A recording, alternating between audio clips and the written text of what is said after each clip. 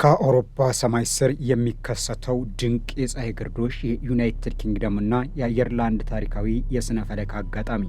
በዚህ ወር የአውሮፓ ሰማይ ከሁለት አስርት ዓመታት በላይ አይቶ የማያውቀውን ብርቅዬና አስደናቂ የተፈጥሮ ክስተት ለማስተናገድ ተዘጋጅቷል።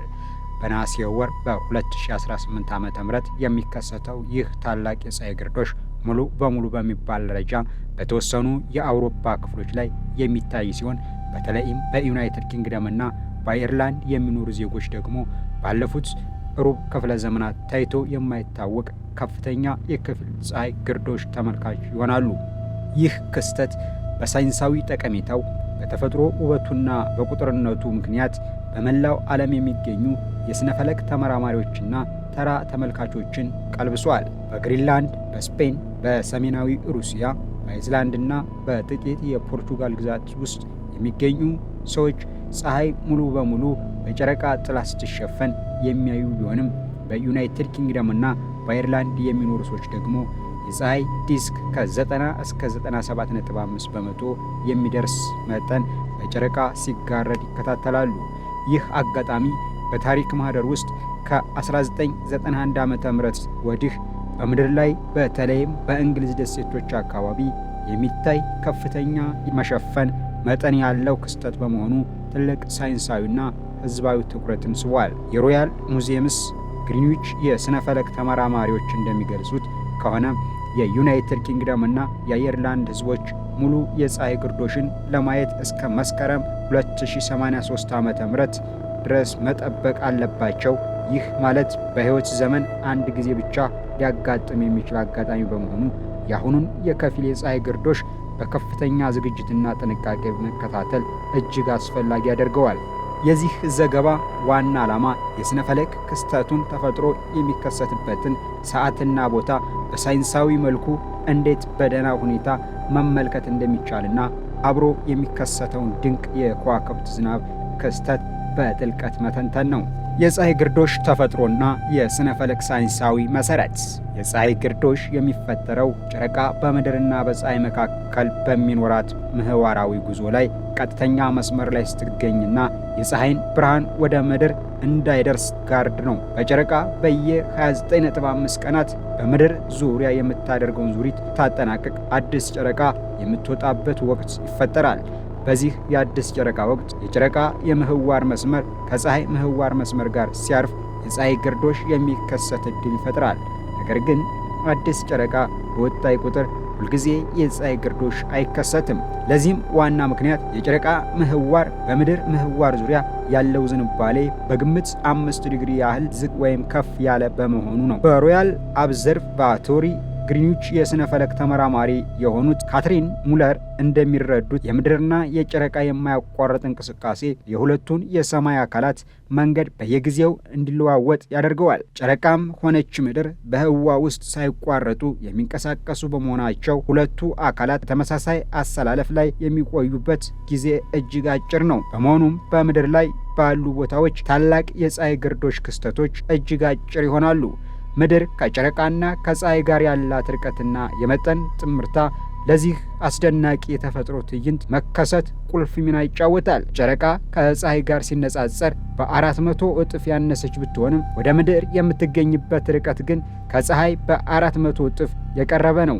ይህ አስደናቂ የተፈጥሮ አጋጣሚ ሁለቱ አካላት ከምድር ሆነው ሲታዩ እኩል መጠን ያላቸው ያስመስላቸዋል። በዚህም ምክንያት ጨረቃ በምድርና በፀሐይ መካከል በትክክል ስትሰለፍ የፀሐይን ሙሉ አካል በቅርብ ስፋቷ መሸፈን ትችላለች።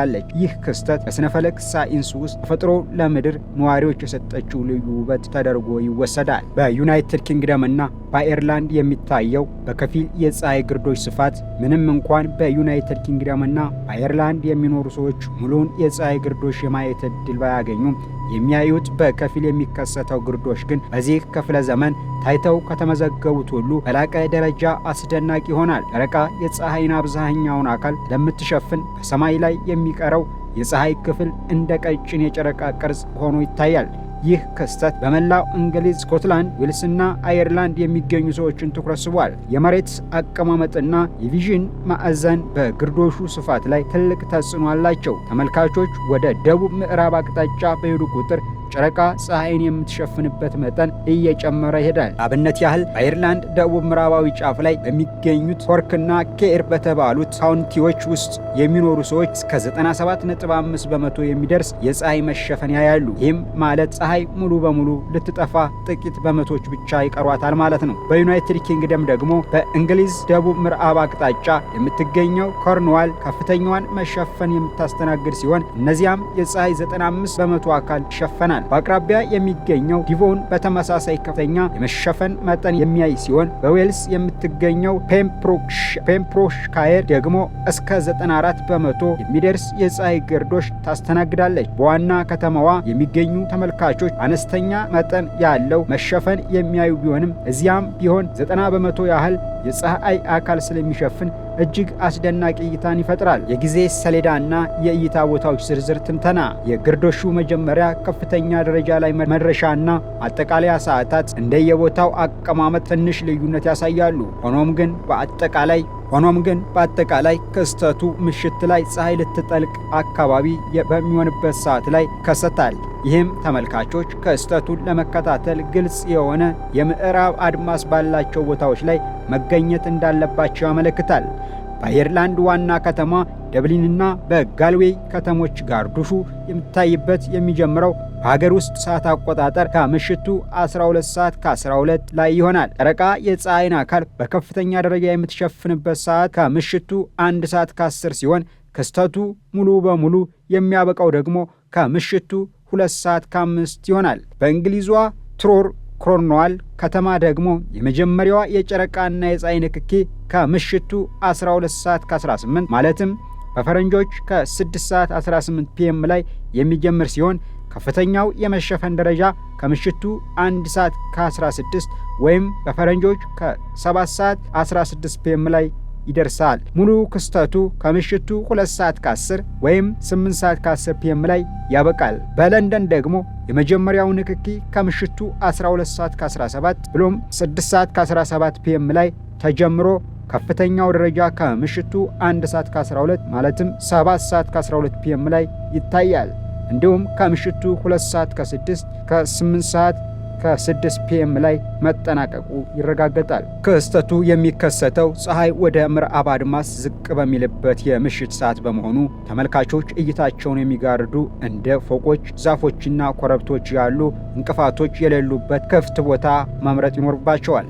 የስነ ፈለክ ተመራማሪዎች እንደሚመክሩት አድማሱ ግልጽ በሆነበት የባህር ዳርቻ ወይም ከፍታ ቦታዎች ላይ መገኘት ክስተቱን በጥራት ለመከታተል ይረዳል። በግርዶሹ ባሻገር የፐርሴዲስ የኮከብ ዝናብ አስደናቂ አጋጣሚ በዚያው የግርዶሽ ምሽት ላይ ተጨማሪና ድንቅ የሆነ የስነ ፈለክ ክስተት በቃል። ይኸውም በየዓመቱ የሚከሰተውና በከፍተኛ የብርሃን ድምቀቱ የሚታወቀው የፐርሲስ የኮከብ ዝናብ ክስተት ነው። በዚህ ዓመት የፐርሲስ የኮከብ ዝናብ ከፍተኛ ደረጃ ላይ የሚደርስበት ወቅቱ ከአዲሱ ጨረቃ ምዕራብ ጫፍ ስለሚገጥም የሰማይ ጨለማነት ለኮከብ ዝናቡ እይታ እጅግ ተስማሚና ምቹ ሁኔታን ይፈጥራል። የጨረቃ ብርሃን በሌለበት ምሽት ላይ በሰማይ ውስጥ የሚወረወሩትን የኮከብ ጣሪዎች በግልጽ ለማየት ይቻላል። የስነ ፈለክ ተመራማሪዋ ካትሪን ሙለር እንደሚረዱት ይህንን ክስተት ለመከታተል ከእኩለ ሌሊት በኋላ ባሉ ሰዓታት ውስጥ የከተማ ብርሃንን የብክለት የሌለባቸው ቦታዎች መምረጥ ያስፈልጋል። ተመልካቾች በምቾት መሬት ላይ በመተኛት ወይም ምቹ ወንበር በመቀመጥ ሰፊውን የሰማይ አካል በአይናቸው ማየት የሚችሉበት ሁኔታ ማመቻቸት አለባቸው። አንድ የፀሐይ ግርዶሽ ተከሰተ በኋላ